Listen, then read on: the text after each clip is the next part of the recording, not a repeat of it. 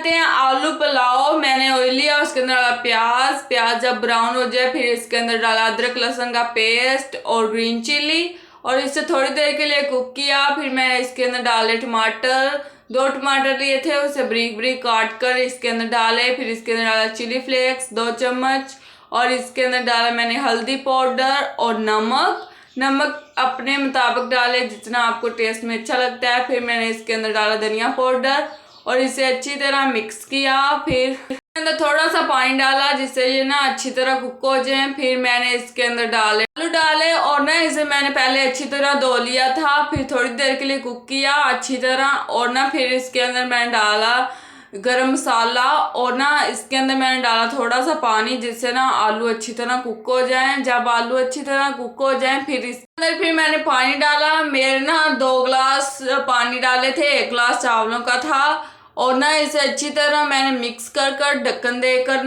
اسے میں نے بوائل آنے دیا۔ جب بوائل آ جائے اس کے اندر میں نے چاول ڈالے جو میں نے پہلے ہی 15 منٹ بھگو کے رکھے تھے اور اسے اچھی طرح مکس کیا اور اسے پکنے دیا۔ جب اس کا پانی خشک ہو جائے پھر میں نے اسے دم کے اوپر لگا دیا 5-10 منٹ کے لیے اور اتنے مزے کے بنیں گے، آپ بھی ضرور ٹرائی کریں۔